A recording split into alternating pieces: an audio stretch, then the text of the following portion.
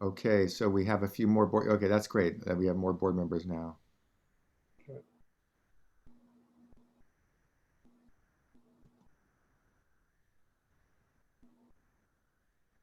Hey, Dan, I have to leave it around 1 o'clock for another meeting, so I just wanted to give you that heads up. Okay, thank you, Mike. Okay, Adrian, I'm fine just starting. I welcome everybody to our one of our periodic retreats for our EBCE board and the public, of course. And I think we should start. Correct me if I'm wrong, Adrian. We're going to start with public comment. Is that right? Yes. Well, there's no one signed up for public comment. Okay, I see some attendees still filtering in. If anybody wants to provide any public comment on what we're talking about today, now would be the time to do so. We can, towards the end of the retreat, if there are questions from the public and the member of the public wants to share a question with us, we'll ask it time permitting, but now would be the time to make public comment. So if anybody in the public wants to raise their hand, now would be the time to do so. Okay, I'm not seeing anything. So, and you said nothing came in advance, right? No, there's no one signed up for public comment. Okay, great. Okay, so we can get started. Who's leading the effort? Howard, are you taking the reins here? It is Marie and the Power Resources team. Okay, Marie, it's all yours. Hi, thanks very much. My name is Marie Fontenot. I'm the Senior Director of EBCE's Power Resources team, and we're excited to have the opportunity to present to the board and give a little bit of an overview of the work that the Power Resources team does. The format for today's presentation is that you'll be hearing from the entire Power Resources team. Chris Eschleman, our Power Resources Manager, will be kicking things off. He'll then transition to Jim Dorrance, another Power Resources Manager. And then you'll hear from Ccas, our Senior Manager of Power Resources Contracts and Settlements. And I will wrap things up. We have planned to pause after each of the 4 sections to allow time for questions. And of course, there will be opportunities for Q&A at the end as well. And I will hand things over to Chris. Good afternoon, everybody. We'll dive into things here. Chris, can you just hold on 1 second? Yeah. Adrian, are we supposed to take roll? Is that? I have been taking roll for these meetings, so I can go ahead and start with the roll. I think we are obligated to do that. Yeah. Sorry about Absolutely. that. Go ahead. Sure. Alameda County.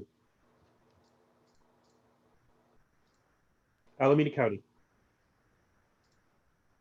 I see that Director Valle is muted. You can unmute yourself. Otherwise, we'll come back to this vote, to this roll call. Albany. Albany. Berkeley. Dublin. Fremont. Hayward. Livermore. Here. Newark. Here. Piedmont. Pleasanton. Here. San Leandro. Tracy. Union City. Union City. Director Patino, I see that you have that you're muted. You can unmute yourself. Yeah, I'm here. Sorry, it froze real quick. Thank you. Community Advisory Committee. Emeryville, Here. and Oakland. Here. Yes, we have a quorum. Well,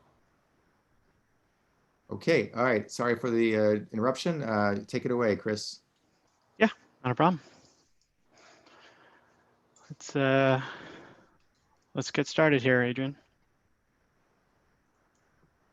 Next slide. There we go. So this is the agenda for today. So we're going to do an energy markets overview.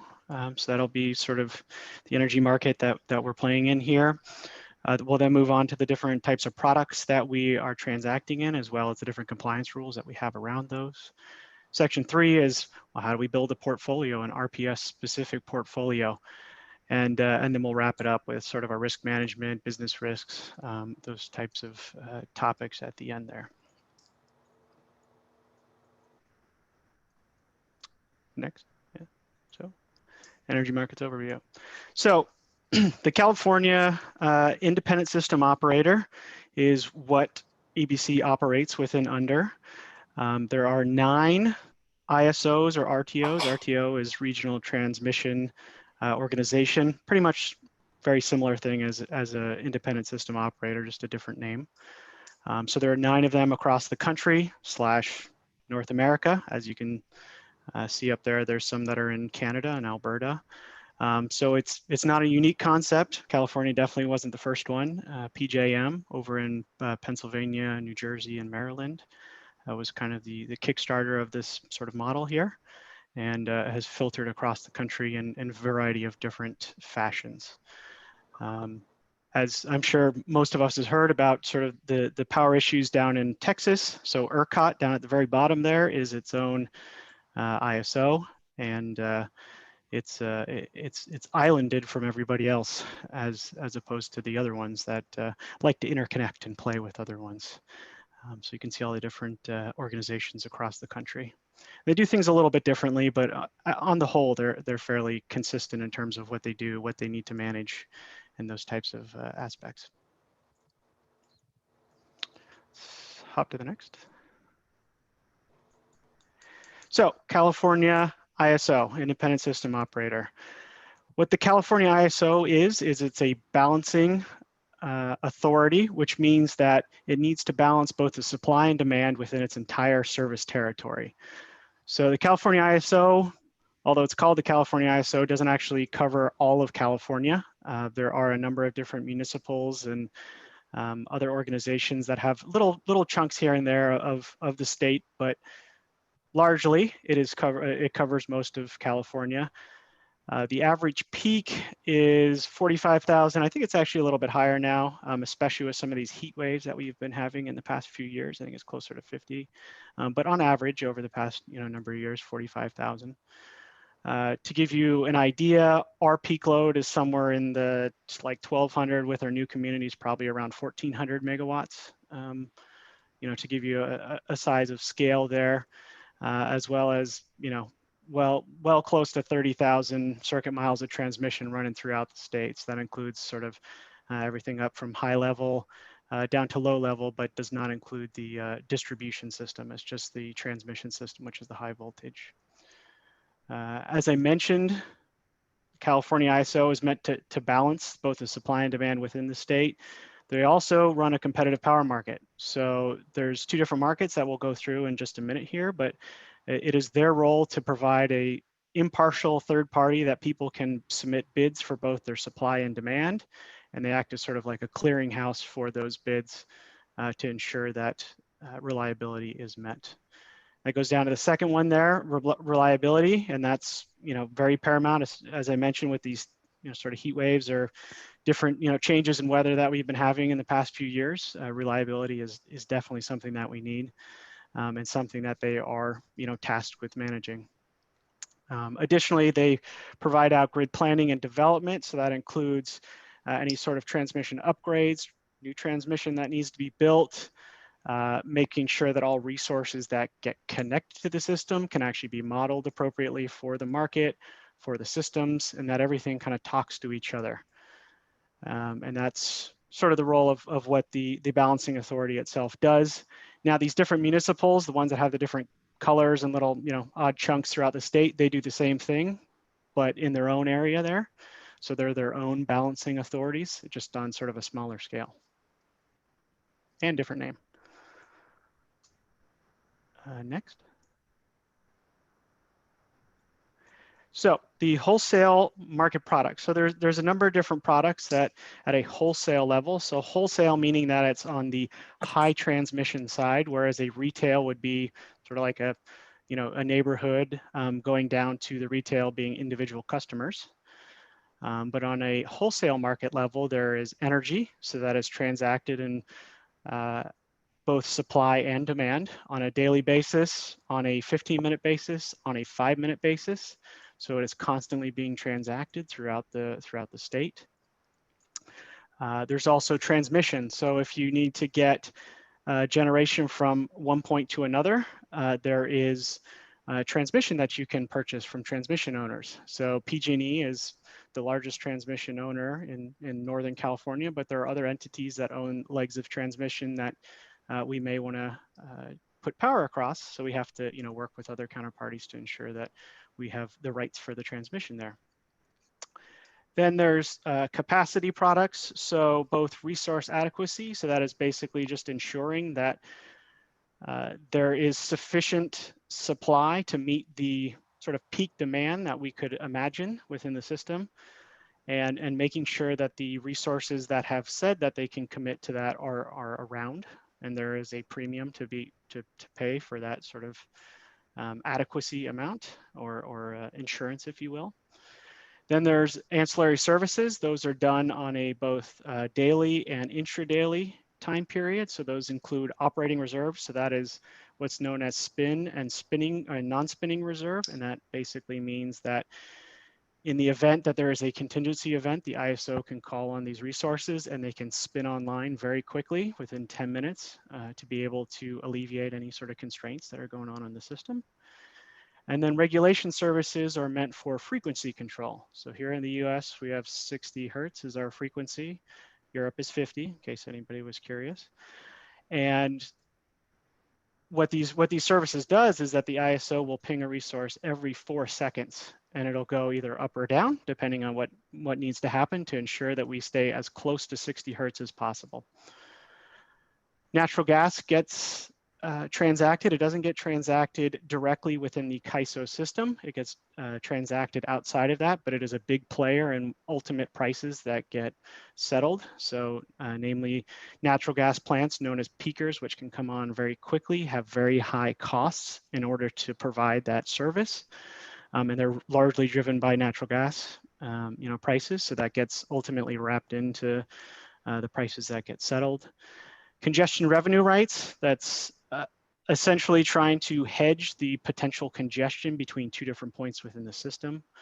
So if you have point A and point B has a lot of generating resources, but point A only has a very small amount of demand, if you try and shove way too much energy through the system, you'll get what's known as congestion. And there is a price that gets associated with that, sort of a premium to say, okay, I'm willing to pay, say, $15 more than the next person to try and get those megawatts from point A to from point B to point A in this example. And the congestion revenue rights is essentially a hedge against that price going, well, either up or down, could go positive or negative. And then there's the renewable energy products. Jim will talk about that a little bit more sort of in the compliance piece there, but those include our renewable energy credits that we get from our renewable resources, as well as GHG-free energy, which can come from GHG-free sources, namely hydro. And those are the wholesale market products that get transacted both within the ISO as well as sort of outside. Next, please. So energy market volatility, this is something that has been really starting to ramp up recently, especially, again, in sort of light of Texas very recently here, where prices went astronomically high and a lot of companies went bankrupt because of it. Key drivers of energy prices is weather. As I sort of alluded to earlier with the natural gas situation, if you have to bring on those plants that are very expensive, that will drive up your supply curve or your supply stack. And that's largely driven by weather, because the load that ultimately gets settled within the market is a function of weather. So there's kind of a few different pieces that get labeled on top of that. And it's either whether locally or regionally, the whole market gets settled across the entire state. So it kind of combines the local and regional aspects into one, but then there are the differences in the congestion that will drive the differences in price between these different sort of regions. Intermittent, non-dispatchable resources. Non-dispatchable means that you have to accept the output of the facility as is. You can't tell it to go up or down. You can't tell it to shut off.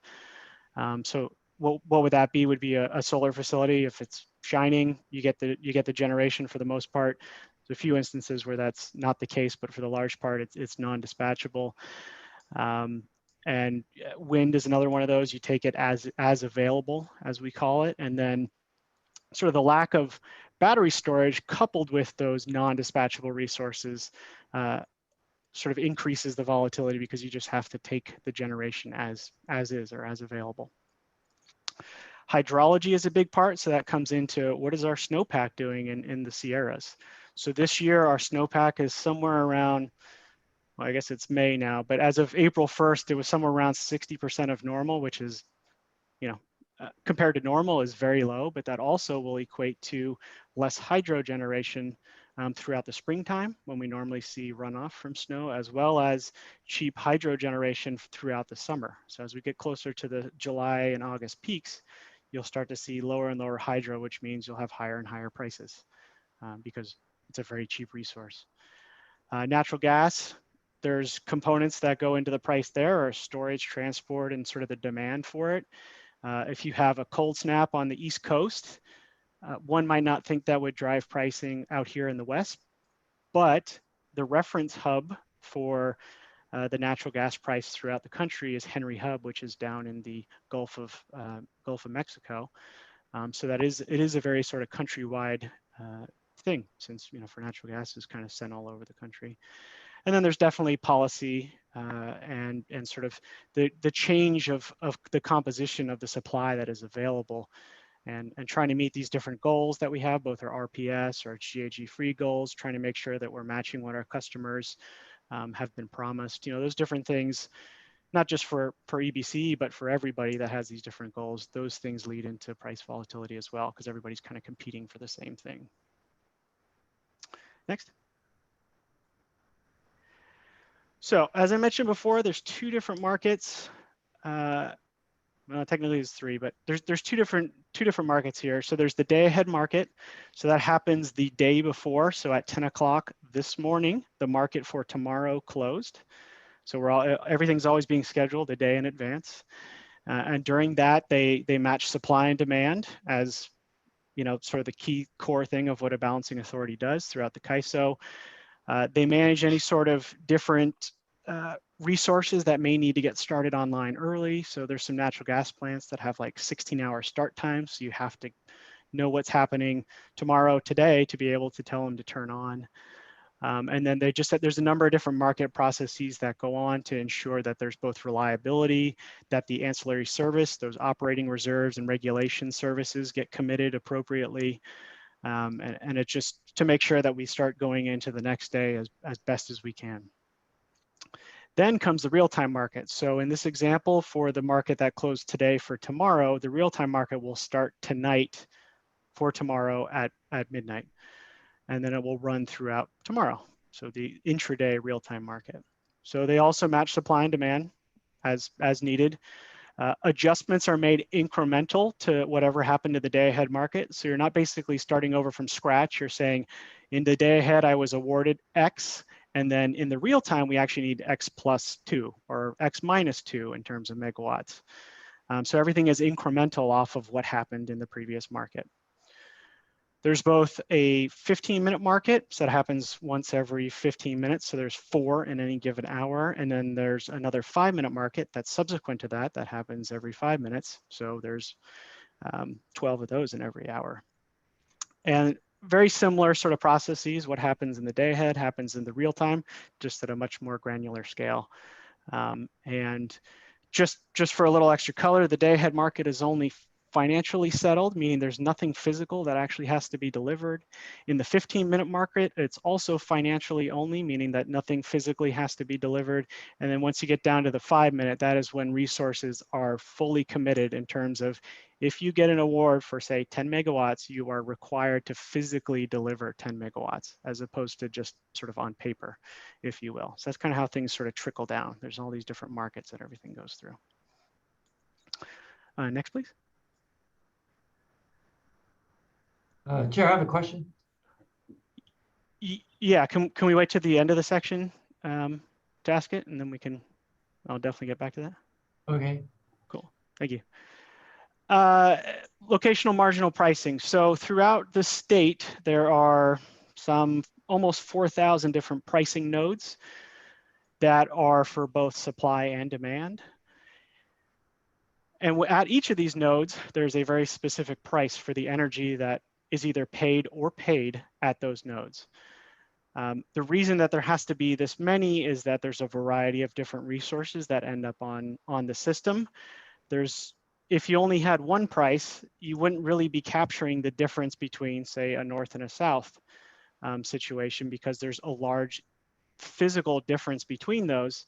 And the physical laws of how power actually transfers through a power line is that there's losses along the way. So all these different nodes are taking into account the losses between a reference, which is essentially sort of almost in the middle of the state, is sort of like a reference point.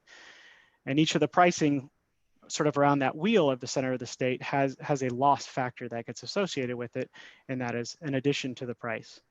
You additionally have the congestion that I sort of mentioned earlier, which is also another addition. So that makes up the 3 components of an LMP. There's the energy price, which is what everybody gets paid. Then there's the losses, and then there's the congestion, which makes every one of these nodes different. So there's a different price at all these different nodes all the time throughout the state, depending on what's going on. And again, with the different markets, there's different granularity. So there's a day ahead price, and then there's a 15-minute price, and then there's a 5-minute price. And they all kind of just trickle down sort of in the different aspects there. And what actually is a price, a locational marginal price? And it's essentially the price to which you would need to serve the next megawatt of load. So if you had 900 megawatts of load and you had 899 megawatts of supply, that next 1 megawatt of supply to meet that 900 would set that price, because then you would have the supply and demand clear. And it kind of keeps going along on that different front for all these different markets in different days. There's what's known as the full network model. This is designed by the CAISO, and it takes into account all of these different nodes in the day ahead market and both the real-time market to make sure everything is met. It's quite impressive, actually. Next. Hey, Chris, if I could just interrupt for 1 second. One thing I wanted to highlight on that last slide is just, this is a really critical element of when we're looking at resource evaluation in our RFO. And obviously don't expect the board to fully understand all the nuances of the nodal values and the basis risk that exists there. But I did just want to highlight that, when we're doing, a solar project PPA and presenting that to the board, we are trying to account for, various aspects of congestion risk and things like that can impact pricing for the different PPAs that we're signing. And it obviously can be quite technical to really understand how that pricing is impacted. And quite frankly, it's so technical that it is nearly impossible to actually predict where pricing will end up being for P nodes going out in the future. So that is a level of risk that we absolutely take in our PPAs. I wanted to highlight that point. And then the other thing is, I know there was a question, I think it was from Director Valle, I'm not sure, but I just wanted to know, there's a lot of content to get through. So I think the intent was to wait until the end of each section to take Q&A. But to the extent, I know this is pretty dense stuff. So to the extent the question is really best asked throughout, I think it is okay to interrupt us just to make sure that we we take those questions when they may be most appropriate. And I'll just, emphasize to the board, if it's not important to do it throughout, we can hold it to the end of the section. So I'll let you guys make that judgment call and see if Director Via, you want to ask that question now or hold it to the end of the section. This is Nick. Maybe I would recommend on that front, if you're in front of a computer and you have a question, it might be worth just, forget it, throw it into the chat. And that way it's there, and, we'll just run through all the questions in the chat so that nothing gets lost and it's timely too. So that might be. That's a great suggestion, Chris, and I will take that into account on the next question. But sorry, I'm used to Transportation Commission meetings, and Chair Kalb knows it's a very interactive process with the staff, and engaging in conversation and dialogue from that point of view is very constructive. So let me throw my question out. First of all, tell me what nodal means and kaizo. And then secondly, when we're bargaining, as you will, for prices, is there an exchange that you are on simultaneously with other bidders? And what is the platform from which you are communicating with whoever is selling the energy? Yeah, good question. So first of all, the CAISO is the California Independent System Operator. They're the ones that run the energy market within California. They're the balancing authority for California. Nodal means it's an individual point, so an individual node within the system. So there's almost 4,000 different pricing nodes within the system. That's all those little dots in the previous map that we had there. Those are individual nodes.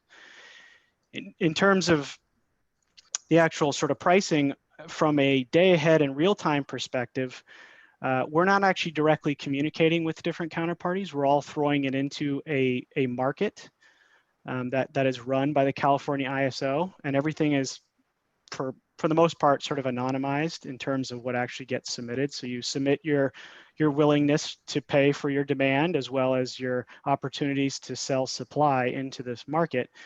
And then the California ISO will act as the clearinghouse for those different supply and demand bids, and then you will get an award back from there. So we're not actually directly, at least in those two markets, we're not directly talking with any individuals.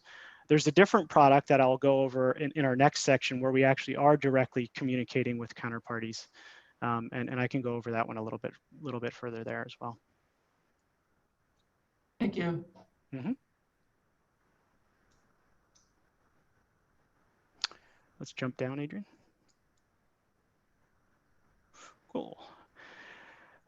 So we have all those different nodes, but then sort of as sort of a reference point for those different nodes, and as I sort of alluded to with the losses and the congestion having some sort of reference, there's these different trading hubs that are within the state. And it's easier to try and think of the trading hubs by the different IOUs, the investor-owned utilities that are in the state. So on the map on the right here, we have three different ones: NP15, ZP26, SP15. The NP and SP stand for South Path 15, South Path or North Path 15. I don't remember what the ZP1 stands for, but in any case, the NP15 one is mostly just PG&E's territory, Northern California. SP15 is mostly SCE, so Southern California Edison, and SDG&E down there. That's kind of how the different sort of halves of the state are split up in terms of when we start to look at those reference points for the different nodes. Now, EBCE load settles at what's known as the PG&E DLAP, the default load aggregation point. And that is an aggregation of essentially pretty much the entire territory comprised of NP15. And that in itself there has its own price that is then what we pay for our different demand that we have each day. And along with that, as Howard was mentioning, when we're sort of evaluating our different resources, then we have our individual resources that are dotted throughout the state, or potentially the Western US if we have any out-of-state projects. And those then have a different price relative to our DLAP, our default load aggregation point. And that is the basis differential, or the difference between the resource that we have generating and where our load gets paid. And that's that basis risk that we're talking about. So it's a physical location difference, but it's also a pricing difference that then gets modeled into here.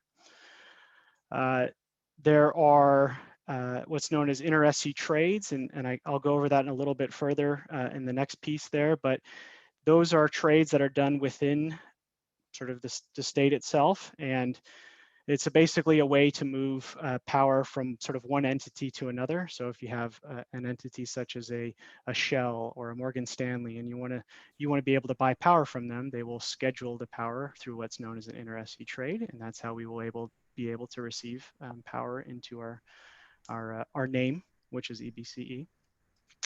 And those typically settle at what's known as the NP15 EasyGen hub. And that's just sort of a weighted average of the different generation P nodes within the system, or within the trading hub territory, I should say. So there's a lot of different pricing pieces, and there's, it was confusing for me to keep track of for a while. So I don't blame you if it's if it's kind of hard to comprehend there. But essentially, we have our price that we pay for our load. We're getting paid a different price for our supply because there's a physical difference, and there's sort of a pricing difference there, and that's sort of the sort of a hedge piece that we have to keep in mind in terms of risk. Next. So the California ISO, CISO, EIM. The EIM stands for the Energy Imbalance Market. So this is something that came around in, I believe, like the 2012, 2013 timeframe. And essentially what this is doing is for the 15 and the 5-minute markets, so the real-time markets, the California ISO is sort of opening its doors to the West. So before that timeframe, we'll just call it 2012, the California ISO would manage the supply and demand within the state, within its territory, and it would always have to try and match the supply and demand with whatever resources were in that territory. Once they opened up this energy imbalance market to all these different counterparties that you can see with sort of in the West here, what's known as the WEC territory, essentially what they're doing on those real-time markets is they're saying, hey, let's use Bonneville Power, since they have a lot of hydro up there. I think they only have hydro. If they have excess hydro during sort of the evening hours and we need it during the real-time market, the California ISO will see that. It will award those generators up there the power that we need, and then it will be brought into California to help serve our load. And conversely, when California has way too much solar, which we typically have more solar than we need, we can actually ship that power to the different states, to the different balancing authorities across the West to help benefit these other balancing authorities out there. And it's basically just sort of a collaborative way to be able to match supply and demand, both economically speaking, but also more, I guess, sort of renewable, because we're able to take advantage of Bonneville's hydro. We're able to take advantage of Idaho wind. We're able to take some of these different resources that we weren't able to before to serve our load. It enhances reliability. There's definite cost savings that have been realized from this benefit. It helps improve the integration of renewables because there's actually a wider market that renewables can play into without having to go through some other hoops and transmission pieces that they need to do to get it there. So it's good in that. Locational specific, as I mentioned, hydro is typically in the north, so we are able to tap into those pieces there. Like I said, Idaho wind, there's a lot there, and now New Mexico is going to be coming into the EIM in sort of 2023 down there, so we'll be able to get some of the wind from down there, and it helps sort of reduce the pricing sort of volatility because there's a wider generation pool. Next. Hey, Chris, just a couple quick comments I would add. Yeah. I would just highlight that when you think about Texas and the rolling blackouts that they had in the February timeframe, one of the causes of that was the fact that it was an isolated balancing authority, whereas the benefits of the energy imbalance market, we can tap into other regions within the West to make sure that we're balancing the needs from a real-time pricing perspective. However, a topic that we've kind of talked about from a regulatory perspective is regionalization, which is really opening up the Western markets. And this is really just a partial form of regionalization, so to speak. It is allowing the CAISO to balance our energy needs on a real-time basis, but it does not extend to the day-ahead basis. So it's not the full form of regionalization that we've perhaps discussed in some of our public meetings. So I just want to emphasize that difference. Next. I won't go through all of these in detail, but these are the different sort of regulatory bodies that we have to, that we work with in terms of making sure what we do is both compliant, as well as if we're trying to get resources online, there's different touch points that we have to have there, and making sure that we're doing everything appropriate under the law and under the regulations there.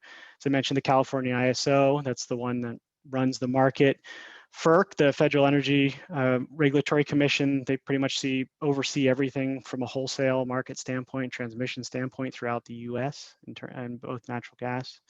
NERC, so they're the Reliability Corporation. They were instituted after one of the big blackout events to make sure that every ISO is making sure that their individual sort of balancing authority is reliable and that they're meeting the reliability requirements set by NERC.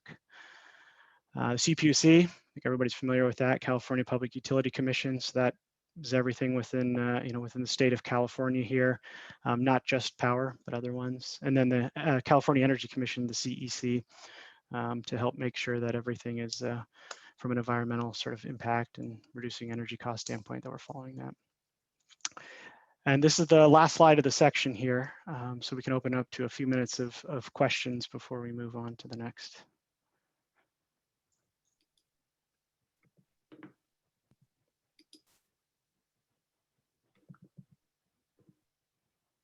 Yeah, I guess Mike, sorry, I couldn't see the pictures there.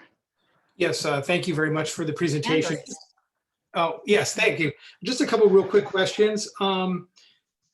I appreciated the energy and balance market. That's certainly something that was well thought out, and certainly I think it benefits certainly our region.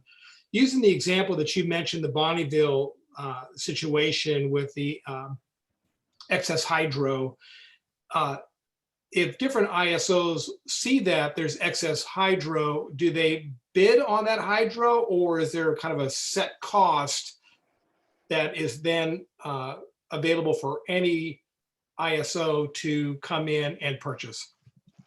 Yeah, so during that energy imbalance market timeframe, those real time, essentially that whole colored, all those different pieces are all part of the same pool.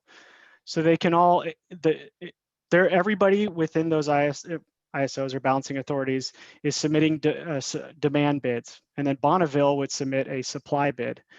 And as long as it gets the supply and demand match up, it will clear. Where that power goes in terms of where it actually flows is sort of a physics problem, but you're not necessarily saying, hey, Bonneville is selling 100 megawatts of hydro and we really want it, so we'll bid higher than everybody else. It's basically, they just say, here's our cost of what we think this resource is worth, and then we're willing to pay X dollars for whatever's in the market, and then the market will clear that way. So you don't really get to match the 2 and 2 together. It just kind of goes all into one pool. Yeah, it seems like it'd be a great opportunity for negotiation in terms of swapping different energy resources between various regions, as you described. Hydro in exchange for solar. That's interesting. Thank you very much for that. Just a couple quick questions on CAISO to begin with. Is that a public agency? They are, no, I don't think they're a public agency. They're a public benefit corporation. Yeah, that is governed by the state of California. So their board is appointed by the governor and confirmed by the legislature. But they are not strictly speaking a government agency. Think of it as like a nonprofit where the board are publicly appointed. Perfect. Thank you, Chris. Thank you. Perfect, thank you. Kate? Yeah, Kate, you have. Sorry, thank you very much for the presentation. I had just a couple questions. I wanted to ask about the energy imbalance market. When you say it's a sort of a regionalization, it's a regionalization on price, but not governance, correct? They don't set any policy for us. Correct. Yeah. In its instance now, there's nothing sort of policy being driven within that. There obviously has to be collaboration to make sure that everything's sort of working, you know, in terms of the actual energy systems themselves. But it's not like, you know, goals from other states are influencing ours because of you know this market that's there.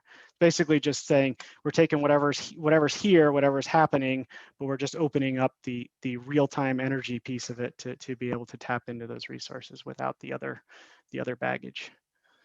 So has either EBCE or Cal-CCA taken a position on the effort to make the ISO a regional agency as opposed to Cal-ISO? Yes. This is Nick, Chris. Let me answer that question. So I believe it was 2 years ago, Cal-CCA took a support position 2 or 3 years ago, and this was the last in the legislature, did take a support position on regionalization. I do not actually believe EBCE took a support or opposed position. I believe we did not, at the time, our board had not taken a position one way or the other. So we did not vote. Okay. And do we have anywhere like a library of positions taken by EBCE or Cal-CCA that we can look at? We do not have one for Cal-CCA, so that's not something that we maintain. But for EBCE, we do. We can provide that if you'd like to see it. That'd be great. Just so, you know, when people ask questions, we know what we've said in the past. And then I had a question about the whole share of intermittent power in EBCE. What is our percentage right now of intermittent power in our mix? And has that gone up over time? So our intermittent power that we have one project that's online currently, and that's our Rosamund solar project. And that's the only intermittent resource that we currently have actually operating today. We have a number of projects that are going to be coming online in the future that are also intermittent. Whether some are paired with storage though, some are not. So there's a mix there. But right now, I'd have to do quick math. It's like 15% or so. Yeah, 15% is it right, you know, kind of right now. But it definitely is going to go up over time. So as we have our board mandates, as well as the overarching sort of CPUC goals of trying to, you know, reach our RPS goals by 2030, we're going to have to increase our solar, our wind, those different resources which are intermittent. So we're definitely going to be increasing those. But we're looking at sort of pairing those with storage to make them less intermittent, or to be able to capitalize on the intermittency to be able to kind of shift that. So we're working on ways to make it less intermittent. Does Rosamund have storage? It does not. It's not. I would just clarify too there that the project that Chris is highlighting is, you know, the first long-term PPA that we have online, but obviously we procure renewable resources otherwise, and we sort of manage that risk indexed structure. So technically those resources are intermittent. We just sort of manage it through a different type of contract structure where we're not taking the variability risk as much.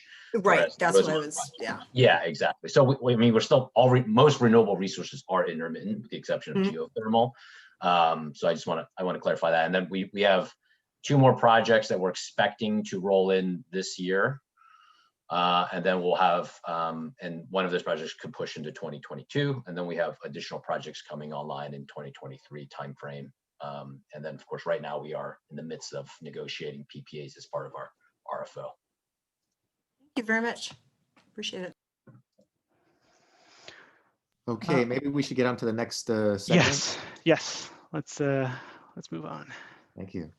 Okay, so this is going to be the transacted products and compliance reporting. I'm going to start this and then Jim's going to finish it. So let's go on to the next one here. Different types of sort of primary products that we transact in. So there's the fixed price energy hedges, and that's what I'll be talking about. And then there's the resource adequacy, which goes back to sort of the reliability requirements and reliabilityness of the system. There's the renewable energy, so that's the RECs and GHG free, as well as different reporting requirements that we have to make sure that we're doing everything and we're accountable for it. Next, please. So fixed price energy, there we go. So a quick overview about fixed price energy hedges. So as the question was asked before, do we actually talk to counterparties? Is there a system? Is there a place that we actually sort of communicate when trying to transact this power? For fixed price power, we do.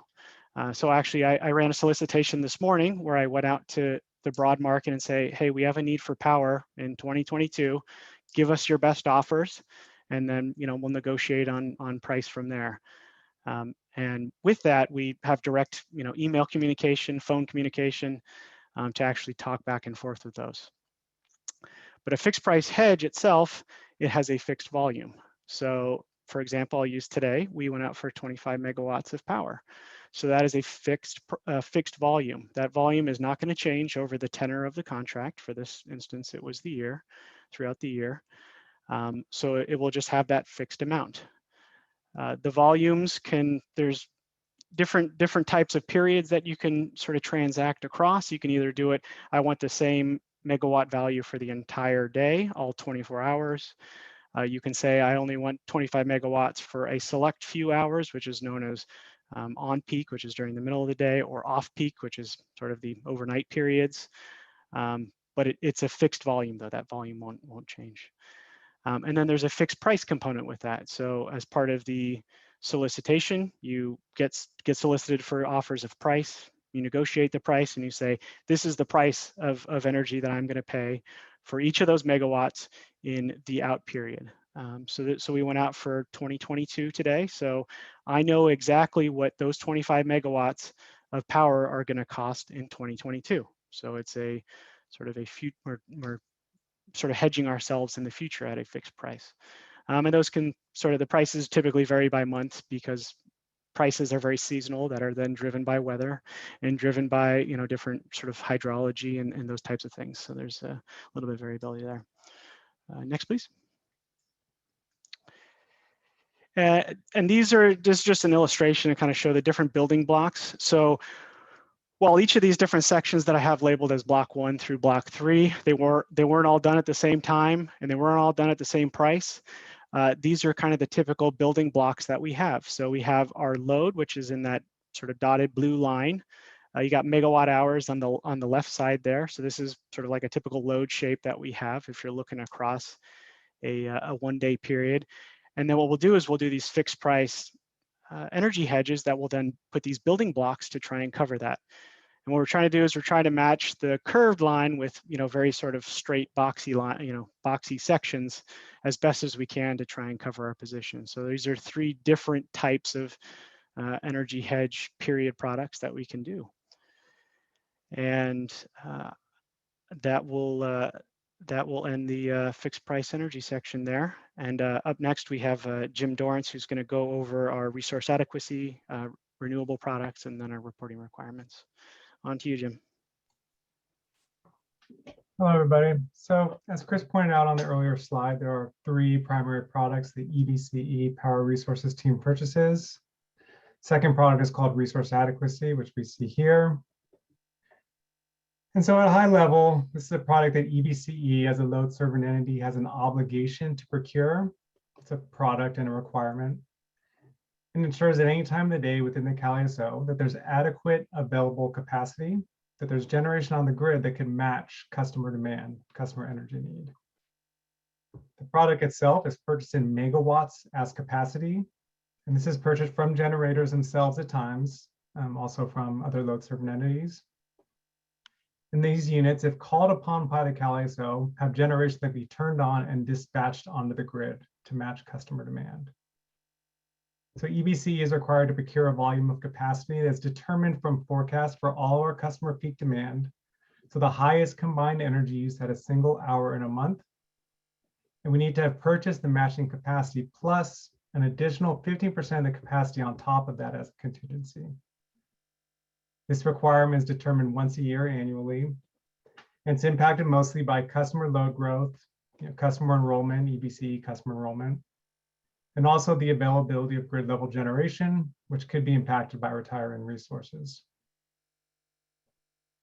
LCs, EBC included, must demonstrate their compliance for the requirements, showing that they have purchased the required amount of RA, both annually, and then shown again the month prior that the capacity is required. And so we'll show our compliance through our purchase capacity against our requirement 2 months before the actual month that the forecasted demand is there. Next slide, please. So RA as a product is purchased as 3 different types. EBCE has requirements, same with the load serving entities, to have a certain amount of megawatts from each of these below types, which are in the 3 tiles in the middle of the slide here. The first is system RA. This RA typically comes from those generation resources that are located within the CalISO in the state of California and are directly interconnected to the CalISO as well. So generation resources that are on the map that Chris showed in the earlier slides. Another type of RA that counts as system RA are imports. And this is energy that is imported in the CalISO from out of state. And for EBCE to use import energy as capacity, we need another product called import allocation rights. And this is a bit in the weeds of how this works, but it's an interesting component. And this needs to be matched to the purchase amount of import, the amount of imported energy. And we have to have import rights at that intertie where that energy is imported into. So the area where the energy comes from out of state into the CalISO. Another form of system RA that's different than the first 2 are demand response and demand reduction products.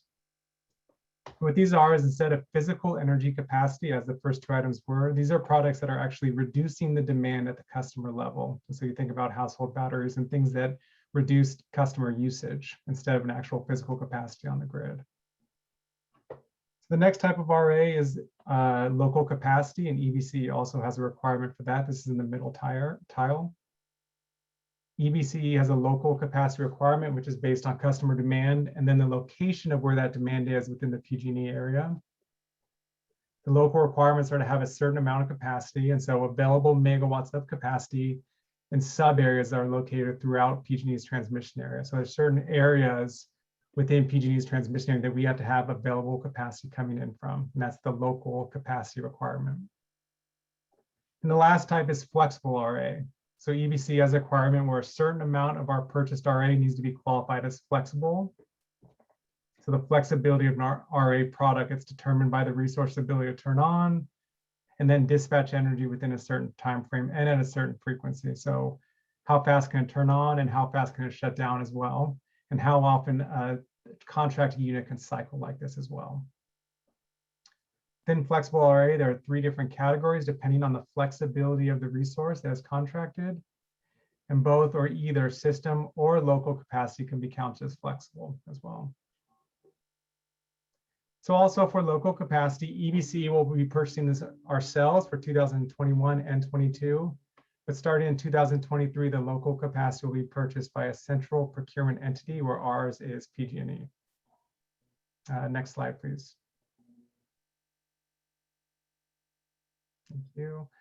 So we're going to talk about RECs. We're going to talk about the Renewable Portfolio Standard and RPS compliance. And we'll just start off with some. Go ahead, Dan. Could you just go back to that slide for a second? One more. There you go. That one, yeah. So, okay, so I just wanted to make sure I'm digesting this before we move on. Sorry for everybody else for holding it up.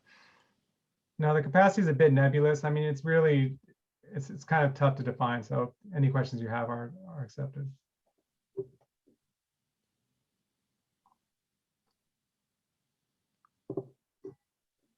Okay, thank you. No problem. 2 forward, please, Adrian. There you go. So renewable portfolio standards. So this is our renewable compliance obligation. And so this is a policy that sets goals for EBCE and all other LLCs that increase the amount of renewable energy that's purchased over time until 60% of that purchased power is renewable by 2030.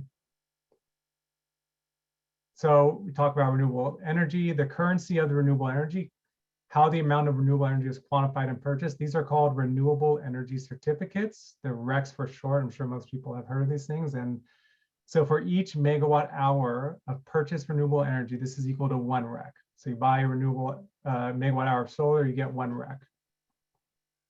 These RECs are transacted as actual physical certificates that live within kind of a client called Regis, and that's where they're stored and kind of contracted as well. Now, here's where it gets a little bit more confusing. The first step's pretty easy, but RECs come in 3 different categories, and these are called portfolio content categories, PCC for short. And they come in 3 of them, and we're going to start with the first one. So this is a PCC1 REC. So PCC1 RECs are categorized as such if the REC and the certificate is from the same source as the energy.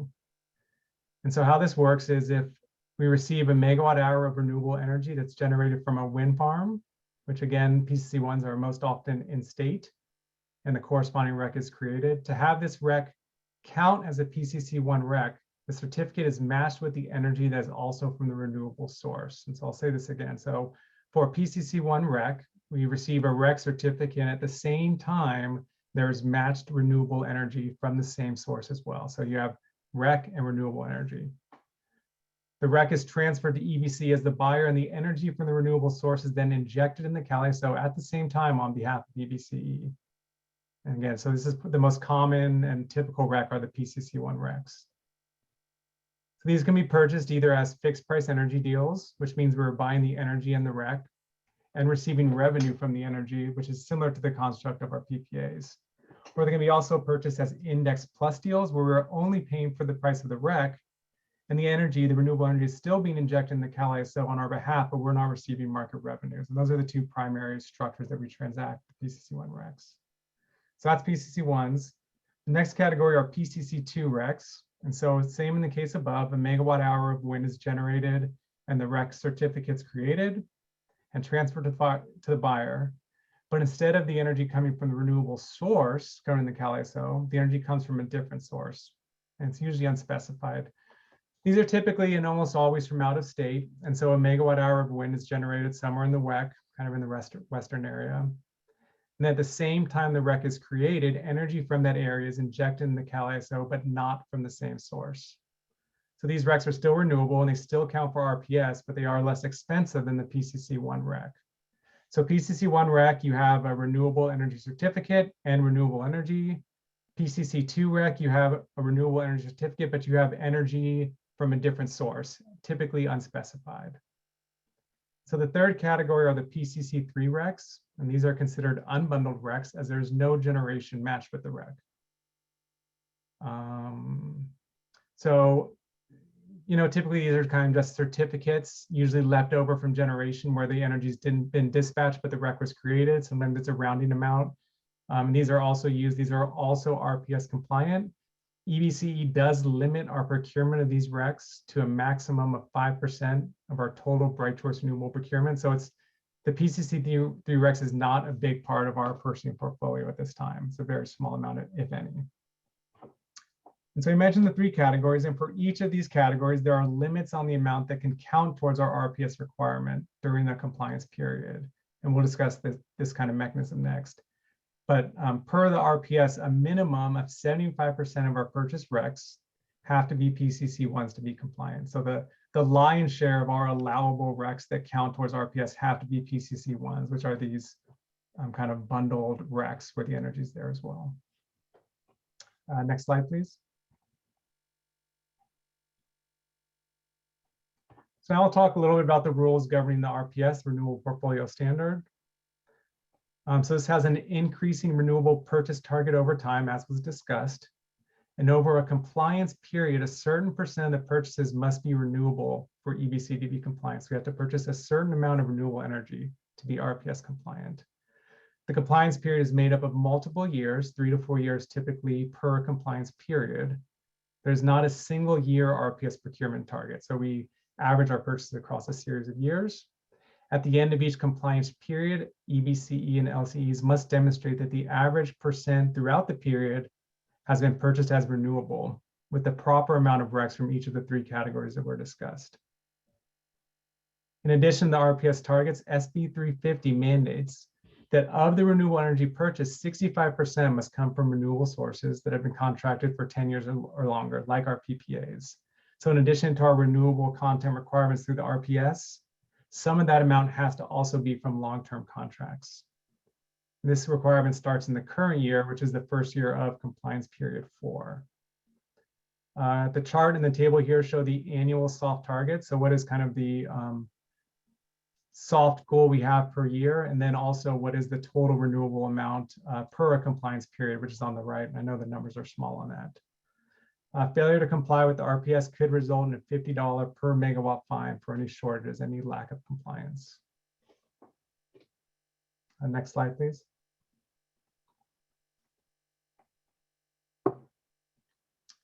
So we're going to talk about the power content label. Next one, Adrian, there you go. So the power content label is a California state reporting requirement to disclose to customers the electricity that was delivered to them, that was purchased on their behalf during a single calendar year. And so this is disclosed as a % of total by the source type. Where did the energy come from? The power content label here to the right is from our 2019 purchases, and this was sent to customers last year in 2020. The power content label uses a different reporting methodology than that of the RPS. For one, the power content label is a single year snapshot. What did you get in a year? What was bought? While the RPS requirement is again over multiple years within a compliance period. And another is that there is not an explicit content requirement through the power content label. It is purely just a disclosure of what happened in a calendar year, what was purchased. So in addition to the disclosure of power content, we use the newer power content label will be for reporting emissions as well. And so in the past, EBC has reported our emissions using the climate registry, but starting on the 2021 power content label, this is the one that's coming out this year, we'll be reporting on our purchases from last year, 2020, and those emissions will be reported on the power content label. And this is also going to be using a pretty markedly different methodology than that was used through the climate registry, which we've talked at previous board meetings as well. So we'll be reporting emissions on the power content label, and that will show up in the power content label that's delivered this year. I know there are some questions that hopped in the chat. This is the last slide that I have. I think I'll start with the chat questions. I think.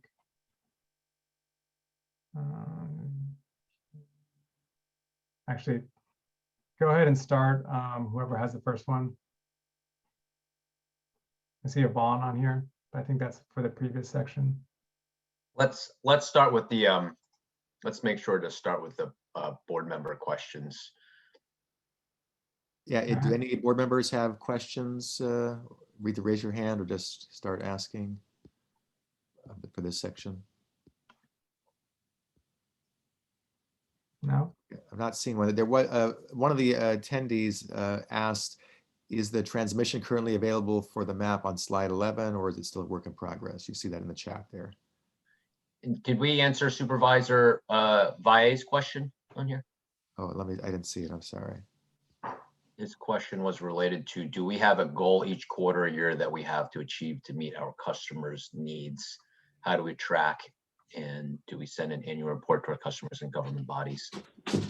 Yeah, I can answer that one pretty good. So there's no requirement for quarterly tracking per se. And in reality, it's a little bit difficult to do because, as we know from renewable resources, they're not really generating linearly through the course of the year. And so the CPUC and the CEC has developed annual guidelines that better fit kind of the dispersion of these resources across a year. And really the best way to look at this would be if you had a time of year that was heavy on hydro, then you may get a lot of carbon-free energy.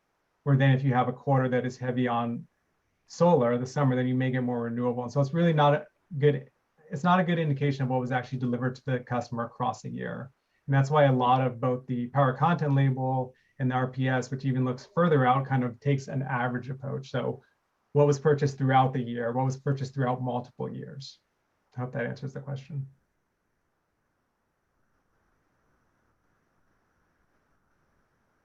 Anyone else?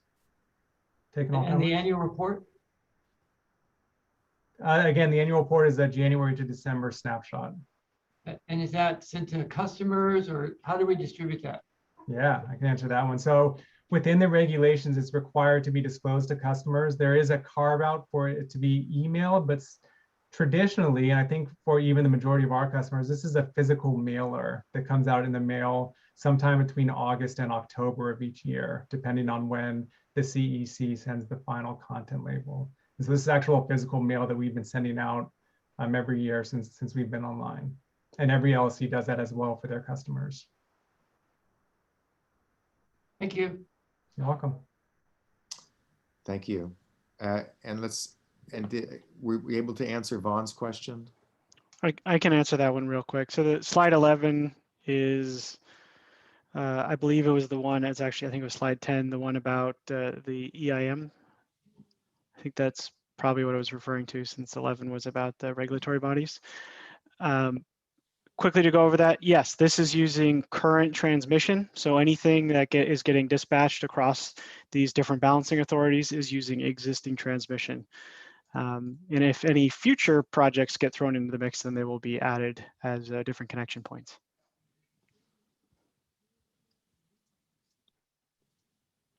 Thank you. I'm not seeing any more questions right now.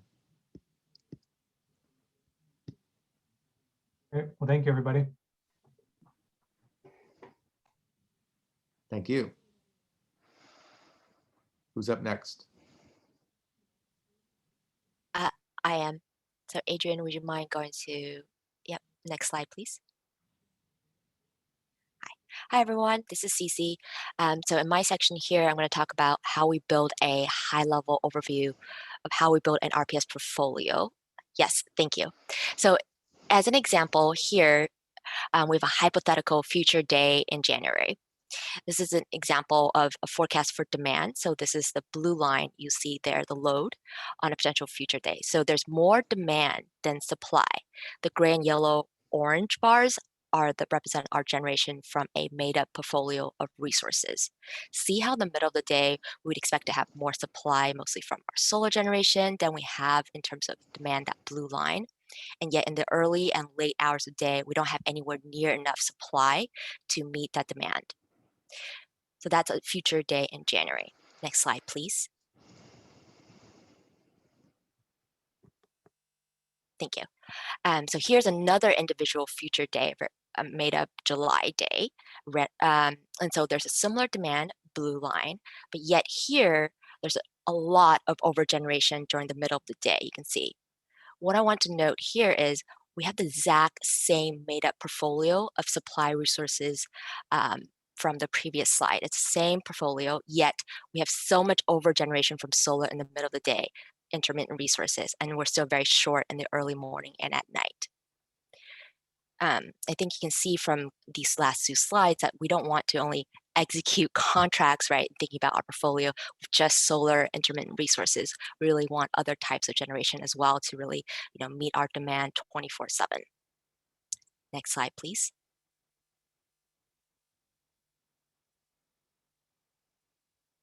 Thank you. So now to kind of balance our supply and demand, what do we do? So we think about how we build a portfolio to really meet that supply and demand in 4 steps. So in this first step here is we think about our needs, do a needs assessment. And so there's different types of need we have. One, we talking about demand, really think about what is our demand, what is our peak, what is our average demand. Aside the graphs I show you here, these are just really random. They don't really represent our average and our actual average or peak demand, just really hypothetical graphs here. And then we think about what Jim mentioned earlier, our compliance requirements for RPS, Renewal Portfolio Standard, and resource adequacy requirements. Think about that. And then also we think about our EBCE goals, right? We do not want to contract nuclear resources, and we definitely want to have a greener portfolio. So how do we meet that need? And then, we also have our market dynamics. We think about what is our market position. We talk about there's, supply and demand gap. So how do we meet that with our market?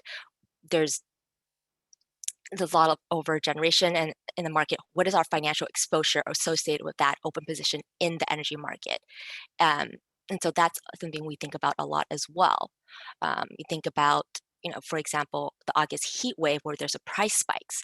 And so when you're unhedged, you don't want to, be unhedged every single day like those graphs. You want to be able to kind of balance some books between what you buy wholesale in a wholesale electricity market and kind of recover our costs at a retail rate. So there's that market risk we think about. And also we think about how to mitigate risk. Risk in terms of we don't want to all just have long-term transactions, long-term contract transactions, and then not have, maybe some of them don't actually get financed or built, and that's a risk to us in terms of our portfolio. So we want to really balance between the long-term and short-term contracts. Too many long-term contracts also, in a few years, perhaps the wholesale price can be too high. That's not great for our customers. So that's all the different needs we think about when building a portfolio. Next slide, please.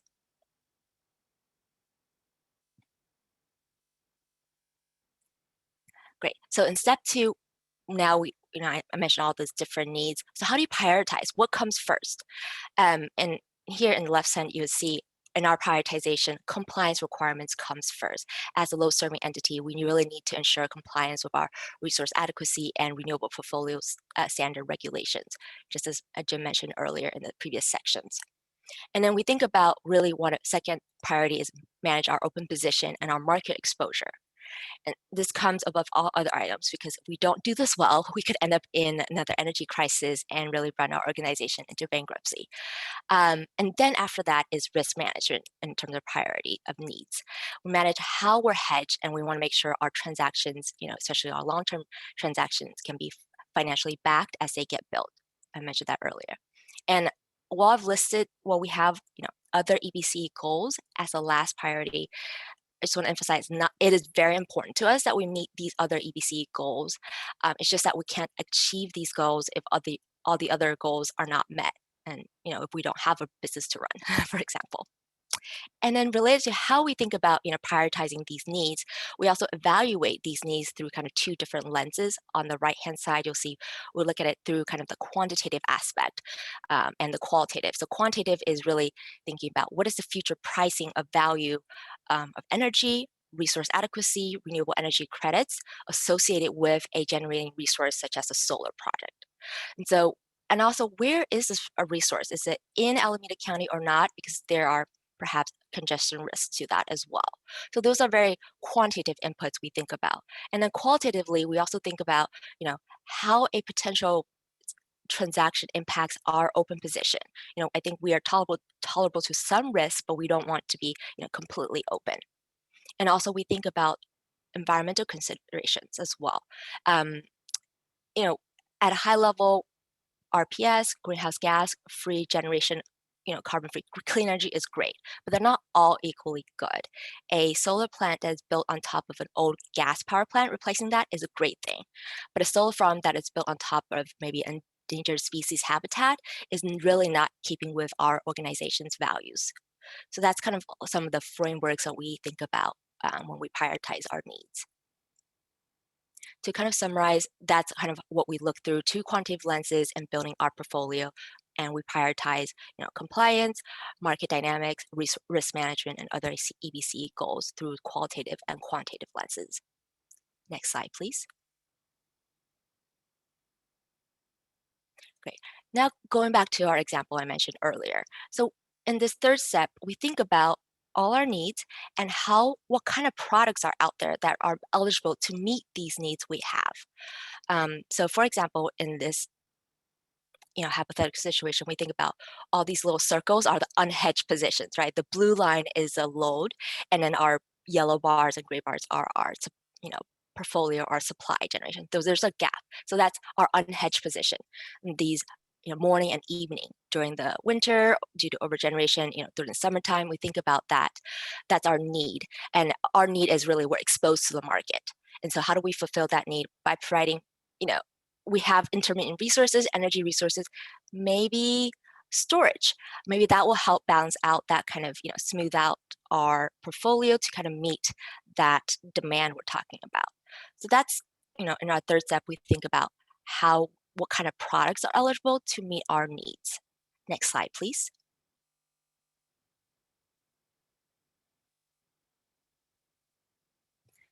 To kind of further elaborate on this step 3, how we think about what kind of products are out there that meet our needs, we don't think, when I talk product, I'm not just thinking about, is it renewable energy or not, but also the structure and form of the agreement. We talk about short-term transactions, but also long-term energy contracts, such as the RFO solicitation we have ongoing right now.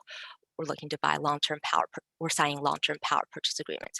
We also think about, are we buying the full product, or perhaps are we only buying certain, such as renewable energy credit only, resource adequacy RA, or energy values, basically attributes of a product. Marie has this really great box toy analogy I want to try out here. Imagine we have like all these different wood blocks shapes, diamond shapes, square, circle, and then we have this little box, with all these cutouts for the different shapes. And so we think about, how do we put all these little shapes, diamond, square, circle, into the little cutouts. So the box is really our portfolio, our needs, and how we prioritize that. And then the shapes is a different product that we try to fit in here. And so we're not just fitting into this portfolio one time. We're doing this constantly, looking at different timelines and doing this, multiple iterations as we go as a team. Next slide, please. So in this kind of last and fourth and final step in kind of our portfolio development process is go to market. Now that we know what our needs are prioritized, and we know in turn what that means for what kind of eligible products we want internally, we go out to the marketplace and we see what types of products we're interested in, and we run solicitations. We ask, hey, this is what we're looking for. Do you have that out to the market? We establish a timeline to go to market. We do evaluation and we do negotiations. And after the offers come in, we use kind of what I mentioned earlier, the qualitative and quantitative metrics to really think about how we, evaluate these different offers. And we also think about what is expected cost or notional value of the agreement. How much will we, EBC, pay for the resource or product over the life of the contract? How much do we think it will cost EBC over time? And then finally, look to execute the contract. And for any long-term agreements, of course, we come to the board, you present this contract, and then we execute the contracts. So that's at a high level on how we build our RPS portfolio to meet customers' demands. Easy, right? So open for any questions. Okay, who has any questions on this so far? I'm not seeing any new questions, so why don't you continue? Perfect, that's my last slide. And with that, I'll hand it over to Marie. Thank you so much, Cece. Thanks, Cece. So our last section today is going to discuss energy risk management, really energy market risk management, and some other risks that EBCE is exposed to. So when we think about market risk management, it's really, market risk management is the reason that we enter into hedges. We do this to protect EBCE's demand against fluctuations in energy market prices. So our market risk management goals are, as I said, to protect ourselves against market price volatility, and to be able to establish durable rates that EBCE can stand behind, and that we can stand behind so that our customers have certainty as to what our rates are going to be over time, and so that those rates won't create a lack of cash liquidity that could prevent us from effectively managing the entire agency. And then we also engage in market risk management practices to make sure that we are compliant with regulatory requirements. The primary energy market risks that we're exposed to are volumetric risks, meaning the uncertainty related to our supply resources and the uncertainty related to our demand. And then price risks, in that we don't know what the CAISO market energy prices will be over time. We don't know what the prices for RECs or resource adequacy will be in the future. And we don't know what prices will look like for long-term contracts in the future. As Cece mentioned, we're negotiating an RFO right now, we know what prices have been offered to us, but we don't know what prices will look like in a year, 2 years, 10 years down the road.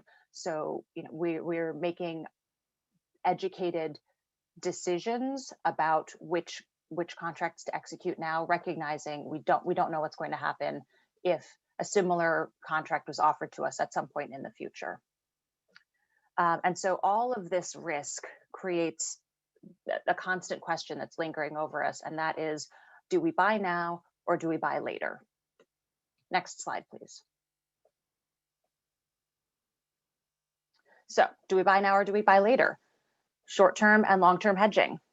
When we think about what to buy and when to buy it, we think about how much risk, how much exposure we want to close off, and how close to like the time of impact.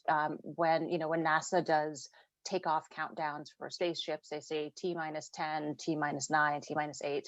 So if EBCE is looking at T, let's say April of 2035, I don't know how many months in advance of that we are at this point, but we're constantly, EBCE as an organization is constantly looking out into the future and estimating what our demand will be for every hour of the day going out into the future.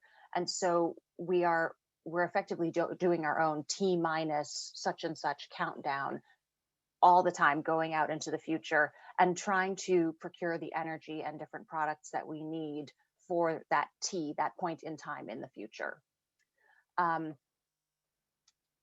We engage in some transactions now, many months and years in advance of T to close off a portion of the risk, but we don't want to close off 100% of what we think our T demand is right now, because our view of that moment in the future is not perfect. It is an educated guess. It's what we think is going to happen, but we know that we are going to be wrong about that. We know that our demand forecasts will never be exactly correct.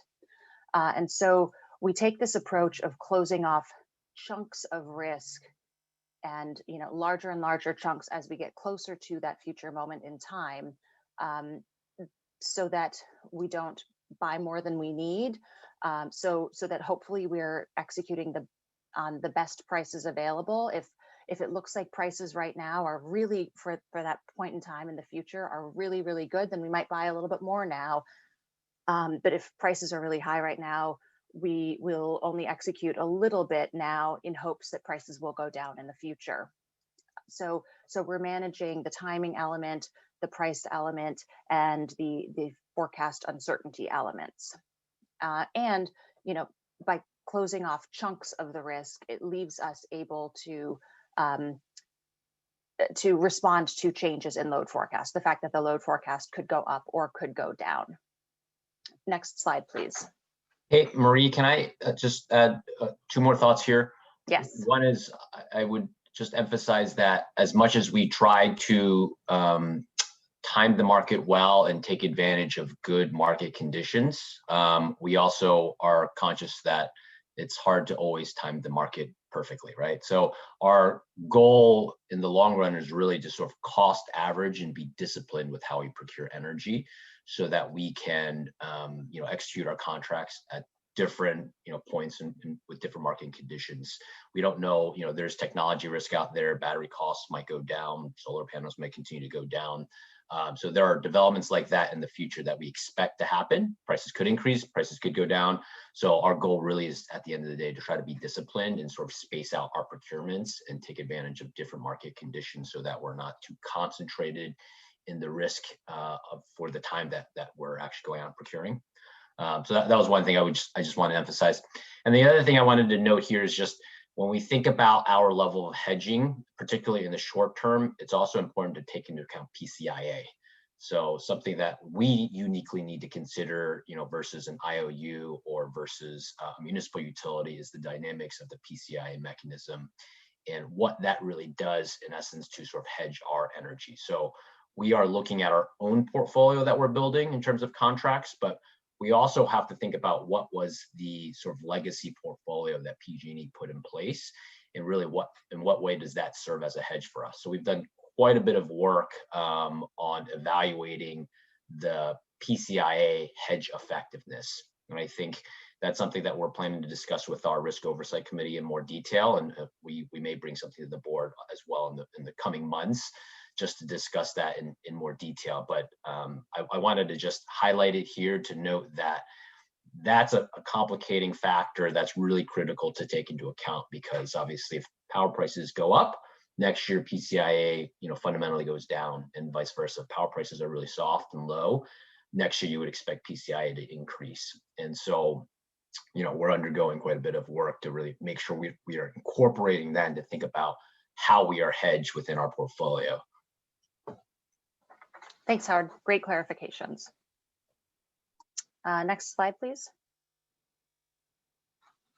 Okay, I see Kate has a question here. Do you get a chance to answer that? How does our percentage reserve compare to that of other CCAs? Howard, I think you're probably best suited to answer that question. Yeah, I'm not sure if I fully understand when you say percentage reserve. Are you speaking about what percentage we're hedged? Are you speaking about the last slide where we had sort of percentage hedge targets, or what do you? Yes. What do you mean? What does our hedging look like compared to other CCAs? For example, the one in Los Angeles. And do we consider our reserve as part of that hedge? I know it's not officially a market hedge, but is that? Now, when you say reserve, you're talking about our financial reserve, or what do you mean by reserve? Yeah, I mean, we have to combine the hedging and the reserve together to look at how much we're holding aside, as well as what we're holding in hedge funds, to come together for a financial policy. And how does that look compared to? I'm always interested in what other CCAs are doing. I know we're very different than ISOs.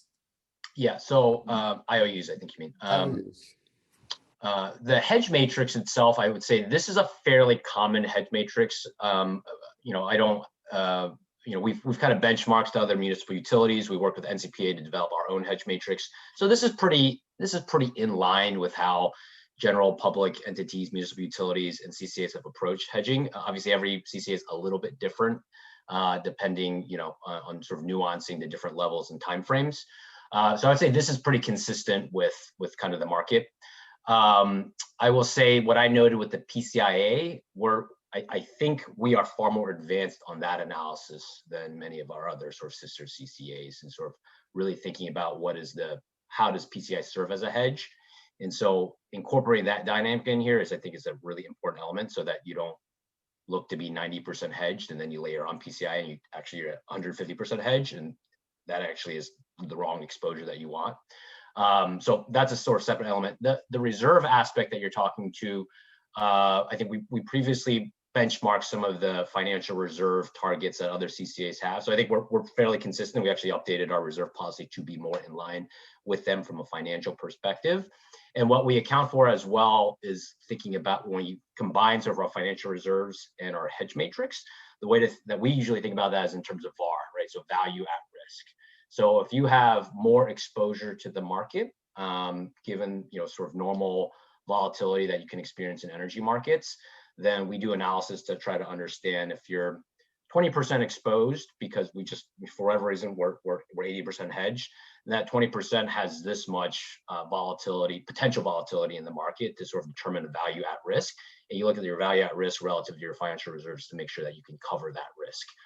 And so right now our financial reserves are fairly strong, but when you think about our overall energy costs being hundreds of millions of dollars, obviously our energy costs far exceed our financial reserves at this stage. So if there was very significant risks out there, that's what we have to manage against, of course.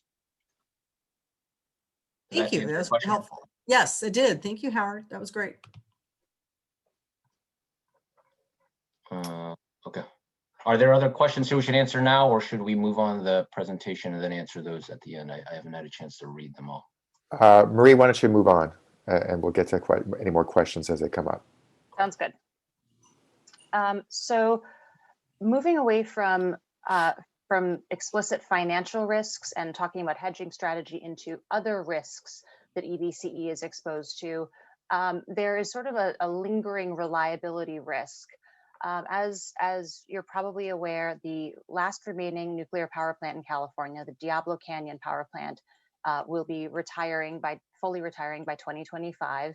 And there are a number of OTC, once through cooling natural gas plants that are along the California coast that have to be shut down as well. And they are all closing, in a similar time frame. Having this much generating capacity coming offline all at the same time creates a potential reliability problem for the state of California. So all of this dispatch, well, in the case of nuclear, base load generation, and in the case of the gas, dispatchable generation is coming offline, and it's largely being backfilled with intermittent renewable energy and with some battery energy storage. Those are the primary resources that are being used to backfill.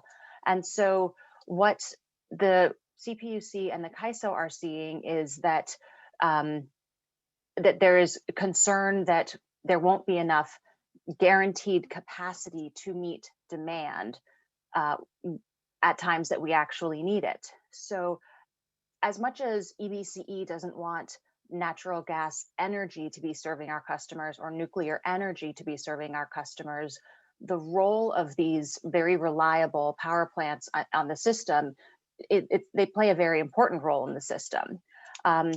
A little over a year ago, our team did a terrific analysis and we looked at the impact of closing these plants. And what we saw is that in our monthly, EBCE has to make monthly resource adequacy filings to the Public Utilities Commission and the CAISO. And looking out a number of years, at this year and the next few years, with these plants shutting offline, we're seeing that there is not enough capacity to actually meet the state's total capacity requirements.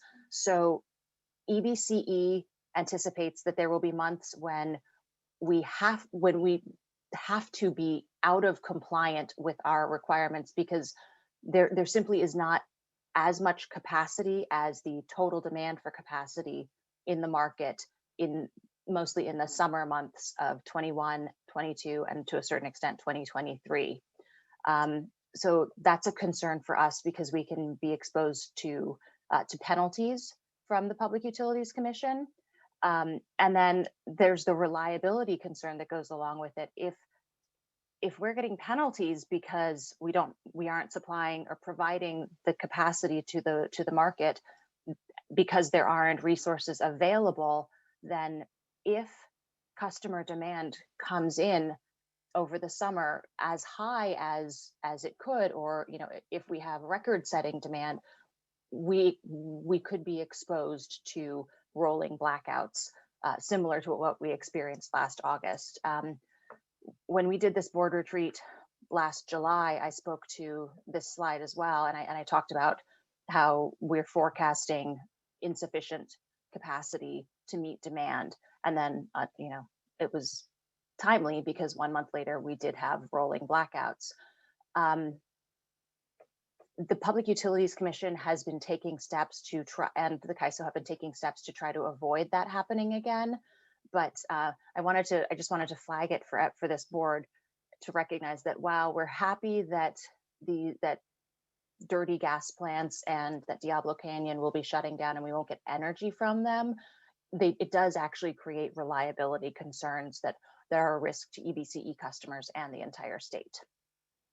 And hey, Maria, I would also clarify, I think you noted earlier that with this potential capacity shortfalls that we're forecasting with some of these units coming offline, that EBCE may be non-compliant. I'll just note, we are of course actively procuring, in addition to our own sort of demand and interest in procuring some of the storage and solar and wind related resources that we have in our portfolio, and we're currently actively negotiating and discussing through our RFO. The CPUC has also ordered incremental procurements of new resource adequacy in the market to try to address this risk specifically. And so, we're actively working to do that. We're not throwing our hands up and saying, well, there's going to be a deficiency in the market and we won't be we won't be compliant. I think there's a lot of market dynamics that we're working through there to ensure that we de-risk as much as possible. But it is worth flagging that there is reliability risk as a whole. And when you think about the hedge matrix that we just talked about, you don't want to go and procure every single thing you need now plus some. While that may be good from a risk perspective, it could be very costly to our customers if in 2 years storage costs come down, right? And so that's the balance that we're trying to constantly achieve, which is let's make sure we're de-risking sufficiently given what we're forecasting in terms of units coming offline and capacity constraints. And balancing that with, we also don't want to go a hedge at 110% right now, given that there are regulatory dynamics that may, change what we want to procure, and there, the cost may change in the coming years if technology costs decrease. Absolutely. We have a question from Supervisor Valle. Yeah, I just want to say on the upside to this. I was there when Diablo Canyon first opened. I took my training at UC Berkeley. We bicycled from Oakland to Diablo Canyon and actually occupied, went over the fence and got arrested for civil disobedience when Diablo Canyon opened many years ago. The upside is it's being retired. So it's something that I've been working toward to get rid of. Nuclear energy is a loser, bad for our environment, and we don't know what to do with the residual material. So I think it's on the upside, it's a good thing. On the other side of the coin, though, when you say that we're going to be out of compliance, does that mean sanctions specifically?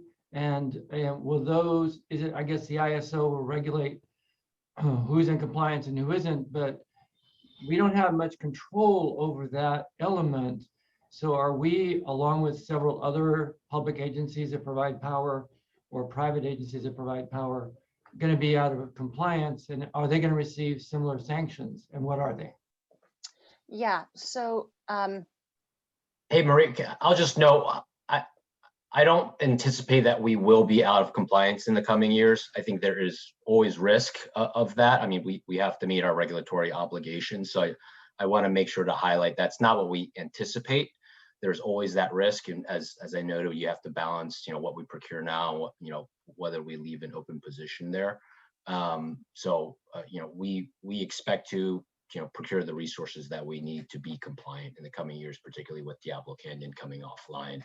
But it is worth just highlighting the need to be procuring resources, and that, unless we procure a lot of resources, there is always a little bit of risk here in the coming years that, market dynamics may be particularly tight. And that's why the CPUC is in the process, why they've already ordered incremental procurements, and why they're in the process probably issuing another order for more capacity resources to come online. So just a quick follow-up question. I know in Alameda County, we're debating now solar panels and solar energy in the Livermore Valley. It's a point of contention with a lot of people. How do we measure which of those projects going forward, if we want to be a part of? There's a threshold, I understand, based on capacity of those new solar projects. And where's the threshold when we measure whether or not we want to buy power from a particular generator? It's like you're teeing up my next slide perfectly. Next slide, please, Adrian. So this will answer part of your question. It doesn't fully answer the question of what is the threshold in deciding if we want to buy from a certain generator or not, but it does answer the question of how do we decide which resource is worth more to us in terms of capacity than another resource. So the Public Utilities Commission uses something called the effective load carrying capacity or ELCC to decide how much capacity value different types of resources contribute. And this is a very complicated concept, so I think it's best explained through me giving an example. if we have a 100 megawatt natural gas power plant, that plant's effective load carrying capacity is 100%. So when we're trying to find out what the capacity value of that power plant is, the capacity value is 100 megawatts. But a 100 megawatt wind farm might have an effective load carrying capacity of 14%. So it counts for capacity purposes as 14 megawatts. And a solar farm, a 100 megawatt solar farm, might have an effective load carrying capacity of 2%. So that 100 megawatt solar farm, for capacity purposes, might only count as 2 megawatts. Now, the percentages that I gave for natural gas, wind, and solar just now are real. There's just added complication that when it comes to wind and solar, the percentage changes every month. So, you know, the days are short, then it's not as sunny in the winter. So the percent number that gets applied to solar in the winter months is very low. In the summer months, it's very high. So for the same 100 megawatt solar plant, we get to count it as less capacity in the winter and more capacity in the summer. So we incorporate that. We know what these ELCC values are, what they are right now. The challenge is that they have changed over time and they likely will change in the future. And so we incorporate this into our decision making. And when we're looking at the long-term value of these resources in our portfolio, we heavily discount the potential capacity value of intermittent renewable resources because the ELCCs decrease so much over time. And that's what we see in these graphs right here, that with more and more build out of solar on the system, its capacity value has decreased over time, kind of like a hockey stick. And with more and more build out of wind on the system, its capacity value, its ability to carry load has decreased, you know, like a ski slope.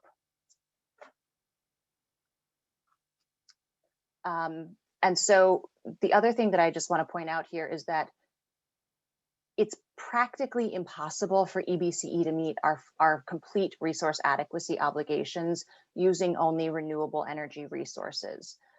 Because the CPUC is able to change these ELCC numbers, we could, you know, we execute a lot of renewable energy contracts. We will continue to do so because they generate energy and they give us other compliance attributes, RECs, which we need. But we can't count on just renewable energy to meet our capacity obligations over time. And if we go forward to the next slide.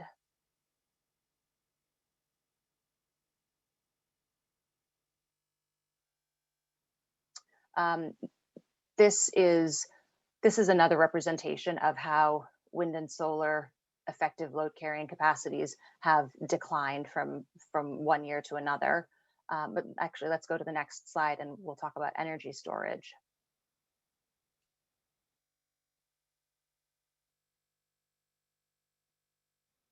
The effective load carrying capability, ELCC, of energy storage is expected to decrease over time. Right now, the Public Utilities Commission says if you have a 10 megawatt battery, it counts as 10 megawatts of capacity in our compliance showings. But we expect that over time, the Public Utilities Commission will change that ELCC number, and maybe a 10 megawatt battery that can discharge for 4 hours, maybe the number of hours it needs to discharge will change. And so, you know, a 4-hour battery, if 8 hours becomes the new standard, then that 10 megawatt battery is only worth 5 megawatts of capacity. So we enter into contracts with resources that are a mix of renewable generation and a mix of energy storage, and, you know, sort of Tetris them together, if you will, to meet our compliance obligations and to contribute to the hedging that Ccas and Chris both spoke about. This is the end of my slides. I'd like to, Supervisor Valle, I'm not sure if your hand is up anew or if it's the same hand up, but why don't I start with you? Oh, no, okay, it's down. Great, thank you. Are there any questions? Marie, can I just make one more point on this? Is just this may be an obvious point, but when you think about the various slides that we presented and when solar generates and when it does not, I think a very common thing that I'm sure this board understands is with increased solar penetration, that's where we really need more storage, right? I think that's an obvious statement, and I think these last few graphs that Marie showed really helped to sort of quantifiably and from a technical basis show why that is. It's because of effective load carrying capacity and when you sort of need the energy and when your resources are delivering that energy. And so storage, of course, helps to sort of balance out solar producing at certain hours of the day and obviously not delivering overnight.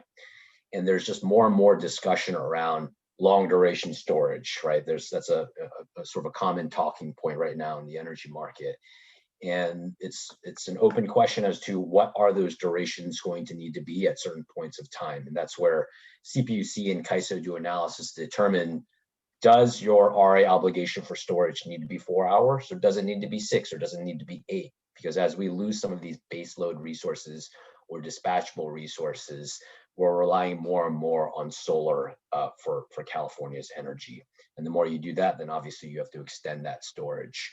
So we are, it's hard to know what that balance is. We are procuring more storage, but in time, you're going to hit certain thresholds where, there is just, risk of you need not 4 hour duration, you need 12-hour duration storage, and there may need to be other types of technology beyond, say, lithium-ion batteries in order to really cost-effectively provide that long duration storage. And the challenge for us as an organization is to think about, when is that going to be necessary? Because if we procure it now, it's going to be very costly. But you obviously can't wait until it's absolutely necessary and have rolling blackouts, right? So that's the balance that we have to play as an organization. Thank you. Howard and Marie and the whole team, thank you all for this presentation. We still have time for more questions. I'm asked first to the board members. I know a couple of people had to leave. Let's see here. I don't see anything else in the chat in terms of questions. And oh, I do. Now I do. Okay. Who was that? Brittany, was that you? You have a question? Yeah, not a specific question. This just, this is extremely helpful as someone who's brand new to energy procurement. I appreciate you going through everything. Since I am new to the board, how often do you give us updates like this? Because I know, things change in the world. Is this like a yearly thing, every 2 years of this level of detail? Just for my this has been a yearly thing where we do a power procurement related retreat.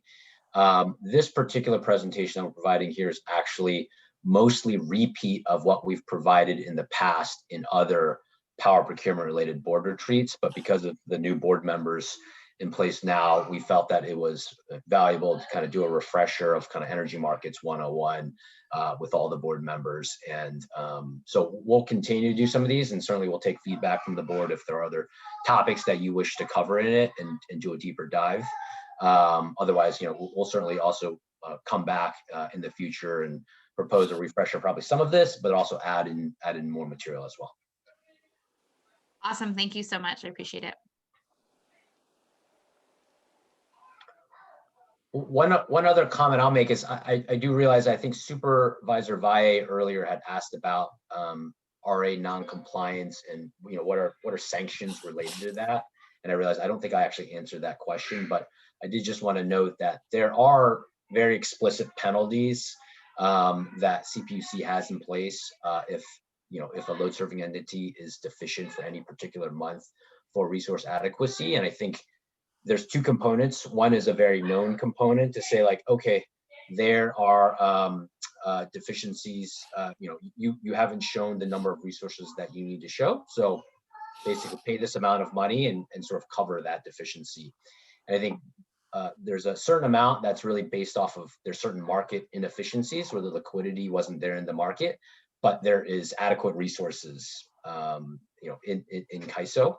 And then there's a certain amount of penalty over and above that can be charged if market is actually deficient. So if the actual resources online are not sufficient to actually provide the resources that CAISO sort of requires, there is a potential for that that penalty to be increased, and that penalty would be to all load serving entities, of course, because there's an overall market deficiency. Thank you. I see a chat from, a question in the chat from Vaughn. Howard, do you see that, or Marie? Yeah, I see this question. So EBCE has one of our long-term contracts is with Clearway for a solar project called Rosamond. And Vaughn is pointing out that that site is having compressed air energy storage, long duration storage added to the site. Does EBCE have access to that? Our contract with the Rosamond site at this point is for solar energy only. So it is possible for the same physical property to have multiple, while it might look like just a string of solar panels, electrically, there could be multiple different projects coming off of the same site with different off-takers that are all being offered into the CAISO market differently. So our contract does not include compressed air energy storage. We're not able to talk about whether we may or may not be negotiating for additional products off of any of these. And the reason that we don't provide a lot of information about what we may or may not be negotiating is because it could be considered material non-public information. Many of these companies are publicly traded, and if EBCE was considering executing a contract, a long-term, very expensive contract, and that information leaked out to the public, it could influence someone to buy stock or not buy stock. And so we don't want to inadvertently lead to someone trading and getting in trouble with the Securities Exchange Commission. So that's why we don't provide information about what we may or may not be negotiating. I would also just note that specific to Rosamond is an area in California. So there's a particular project that we have under contract with Clearway that is sort of colloquially called Rosamond, but Rosamond, there are a number of projects in Rosamond, the Rosamond area. And compressed air, I believe, is one of them. I'm aware of a development in that area. It's a totally different developer. So just because we're referring to Rosamond, us having a project under contract in Rosamond, it actually has nothing to do with this long, the compressed air long duration storage project. So, yeah. And Vaughn asked a follow-up about the Altamont site. Is there a space there for long duration storage? I'm not aware of there being specific long duration storage developments in the Altamont site. I don't believe. I mean, I know there are early stage development activities there. We've had some of those conversations, but I don't think there's anything kind of material there. And quite frankly, if there was, again, I think it would be somewhat sensitive to kind of share that at this stage. Okay. Thank you. Colleagues, any other board members have any remaining questions? Obviously, anybody is always available. Anybody on the board can certainly email or call staff as needed and ask any question you want. They may not be able to get back to you right away, but they certainly will get back to you.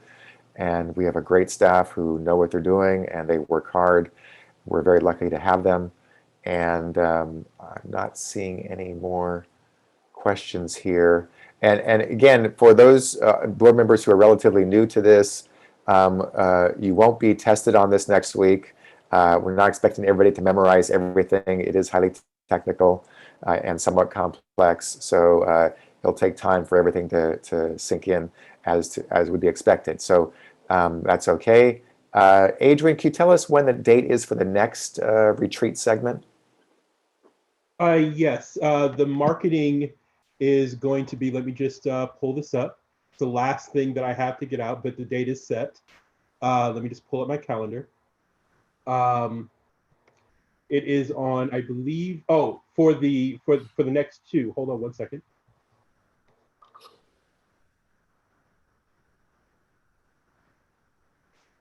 The June meeting, hold on one second,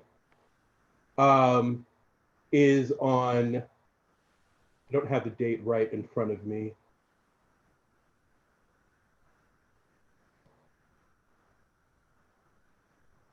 I will email out the dates for the next two. Okay, that'd be great, just so people can make sure it's on their calendar well in advance. Yes, it is. Okay, I'm not seeing anything else. Any other questions or comments? Again, thank you all to the entire staff who participated in this and presented and helped answer questions. Really, really appreciate your tremendous work. And thank you again. And we'll see everybody at our next board meeting, which is soon enough, which is May 19th. Is that right? Yes. Yes, May 19th. Okay, see you all then. Take care. Be safe. Thank you, Dan. Take care. Bye-bye.